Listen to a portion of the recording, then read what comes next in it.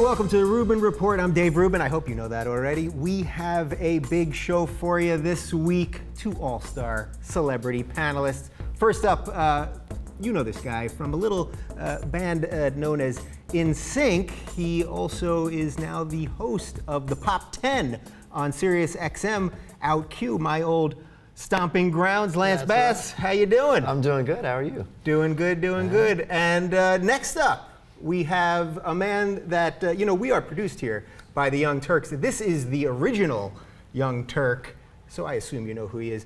Cenk Uygur, how are you, sir? Awesome.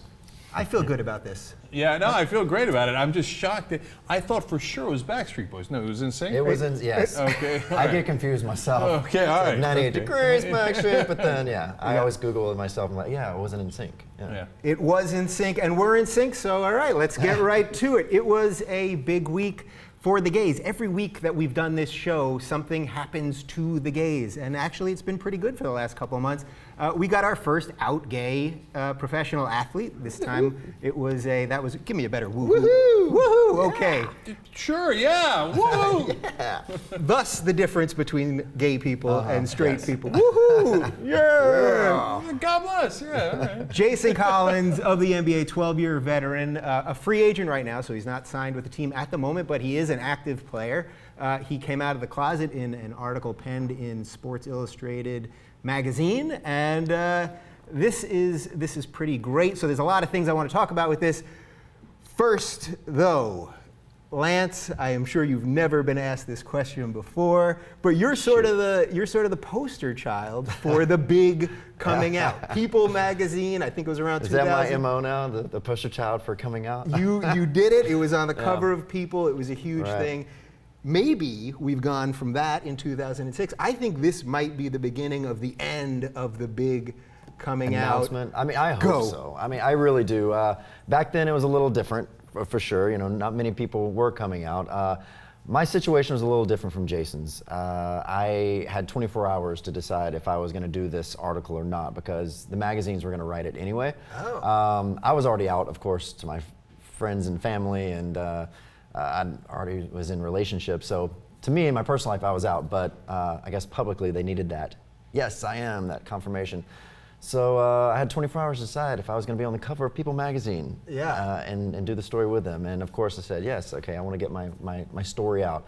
And within 48 hours, it was out, and I didn't know what to expect at all. And you've never looked back, and it's been pretty good since then. Yeah, you rip the Band-Aid off, and it's amazing. Back then it was scary because one thing, I didn't want the gay community to be embarrassed by me coming out. I didn't want everyone to make it a joke and be like, yeah, that boy band guy, of course he's gay. But the way they handled it was amazing. I was expecting the Lenos of the world to really just give it to me, but it was the first time I heard people say, who cares anymore? Like, really? Like, who cares? And that was kind of a nice change for me. Yeah, which all we really want is for people to say, well, who cares? Yeah. Cenk, when did you come out as straight? Yeah. Fairly early on, but it didn't stick. Unfortunately, the girls didn't get the memo. Yeah. I'm like, no, I'm straight. They're like, yeah, but I still don't care. They just did not care. Well, all right, so let's talk about the news angle of this whole thing, because obviously this was the story of the week. For a month we've been talking about North Korea, then 2 weeks of Boston, and then suddenly it all disappeared today because of coming out. Is it really that big? Really?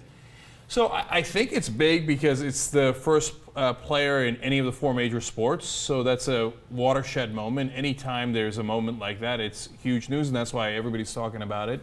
But on the other hand, I'm with Lance in the sense that we've, I think, gotten to a point where we're like, whatevs, and that's a great place to be. And so, I mean, like, think about right now, like, oh, a black player joined the NBA. Right. Like, that's not a news story, right? But back in the day, that was a giant news story. So hopefully we're soon coming to a day when, oh, okay, a musician or a basketball player or whatever is gay, whatevs, who cares? Do you guys think, everyone keeps saying, well, that sports is the last bastion where it's okay to be anti-gay, and there's the locker room, and it brings up just other I think issues. gay priests are probably the next thing. That's I the think one. That's the most. Yeah, that's the next hurdle everyone has to get over. Exactly. Yeah, Yeah. there's one more layer though.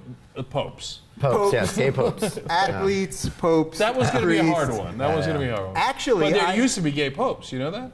Yeah. Yeah. There's a long history of popes, and like half the time they'd be gay, and they'd be like, yeah, no, they're Leviticus. Don't worry about that. I mean, we all eat shrimp anyway, right? Right. And then the next pope would come by, and be like, oh, that's ridiculous. No, we're back to anti-gay. Doesn't the Pope own like the biggest gay bathhouse in Europe or something? Isn't it on the street somewhere? A lot like of the cardinals live there in Italy. Like literally the biggest bathhouse in Europe. They just coincidentally live upstairs, but they don't know anything Oh about no, it. they don't know. No. Okay, wait. Let's not go Pope direction. That can only take us to a bad place. I do think though that there is one other place where coming out still would be frowned upon, and I think it's from the world you came from, the boy band situation. Isn't that weird? Yes, Yeah. I do think it's weird. I mean, if you took one of these One Direction kids, because they basically are kids, my guess is Right. one of them is gay. Well, I mean, statistically speaking, one probably is. Yeah. But it's crazy with a market like that because 100% young women, and they fantasize about these guys, and then you have the record labels and everyone kind of grooming you to make sure that you don't even mention you have a girlfriend. So screw the fact that you're gonna come out as being gay. It ruins their whole business plan. Right. How ironic is that? Actually, they're telling you don't even say you have a girlfriend because we don't want to upset these girls. Much less that you might be gay. Because these That girls, helps a little bit, right? Because exactly. you don't have a girlfriend. but these Precisely. girls really do fantasize. It's a crazy thing. I had a girl a couple of months ago come up to me, and she thought that we were in love, and that she was waiting for me this whole entire time, and she thought the whole gay thing was just a joke. Basically, I was just lying about it. Was it Miley Cyrus?